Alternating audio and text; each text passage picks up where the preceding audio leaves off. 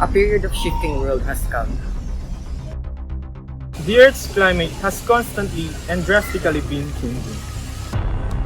This caused severe disturbances not only to us, but to all organisms, especially to various populations of Animalia. Our ability to control our actions isn't utilized for good, but it disrupts how we should coexist with other species. For that, are we humans to blame? Scientifically, invasive species are considered non-native species whose presence is anticipated to cause economic or environmental harm and damage to the health of humans, animals, or plants. Many invasive species flourish because they compete with native species for food and there are no predators to attack them. They devastate habitats where other plants and animals thrive naturally by reproducing more quickly, invading a territory. With these things mentioned, can we consider humans invasive to their environment? Does the definition of invasive fit human actions?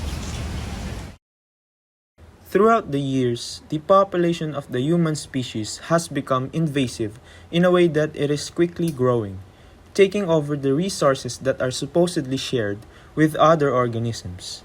Fast population growth requires more resources for consumption, and due to industrialization, people adversely impacted the natural ecosystem by invading lands to build structures and keeping up with the demands.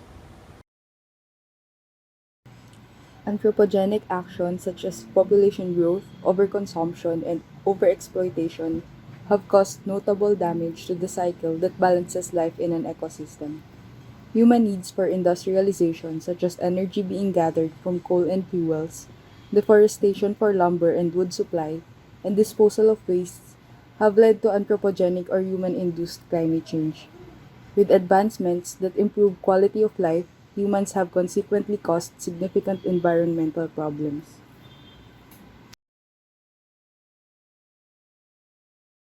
These measures have contributed to the rapid increase of carbon emissions in our atmosphere since the Industrial Revolution, creating an imbalance in the cycle. The average amount of greenhouse gases that have been increased has caused the average surface temperature to rise to about 1.18 degrees Celsius in 2020.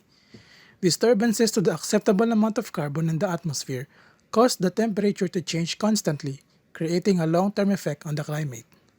Weather patterns have turned to extreme environmental events and rising sea levels and temperatures. Climate change worsens species losses by associating other factors such as habitat loss, overexploitation, and shortage of food consumption. The availability of food in the ecosystem is the first one to be affected by change in the climate. Since food chain always start with producers, it would not be easy to carry out the process if the first consumers could not flourish due to the unavailability of its food. Even the tiniest species on the bottom of the food chain can endanger the balance in the ecosystem by reducing the prey population for predators. The climatic problem in our world affects more than just humans.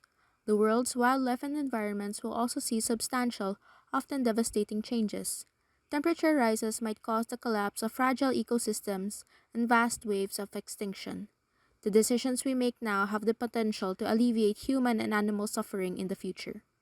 Increasing temperatures have an impact on vegetation, food supplies, water access, and among other things.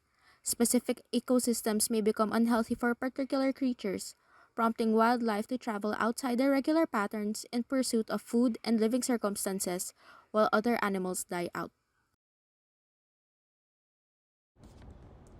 For example, if the present rate of habitat destruction and fragmentation caused by climate change continues, along with hunting wildlife, each wildlife may be extinct within the following decades.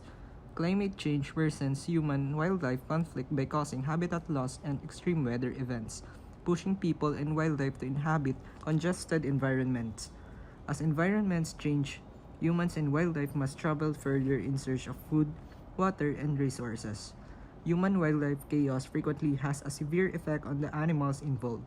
For instance, when jaguar hunts domestic animals and interfere with human activities, retaliatory kills occur, further reducing wildlife populations. Now, what can we do to decrease our carbon footprint that will inevitably affect us, the wildlife, and the planet? Right now, countries have made an effort in the form of agreements in order to control the anthropogenic effects in the environment, including animals. This includes the Kyoto Protocol, which had two implementations, one in 2005 and the extension that lasted until 2020. It aimed to reduce pollutants in the air like CFCs and carbon dioxide. With the Kyoto Protocol being outdated, it was replaced by Paris Agreement in 2016, which extended the original goal of the Kyoto Protocol, but now aims to cap the global temperature increase by 1.5 degrees Celsius by cutting off harmful emissions by 50% by 2023. As individuals, we can reduce our own carbon footprints in little ways. For example, avoid burning wood and leaves. It produces carbon monoxide that is harmful for the environment and the living organisms surrounding the area. Plus, it has been made illegal through the Clean Air Act of 1999. When going to the grocery, use or buy a reusable bag. In its incarnation, plastic bags sounded good because they can be reused until they deteriorate. The problem is that we now use them once and we throw them away instead of reusing them.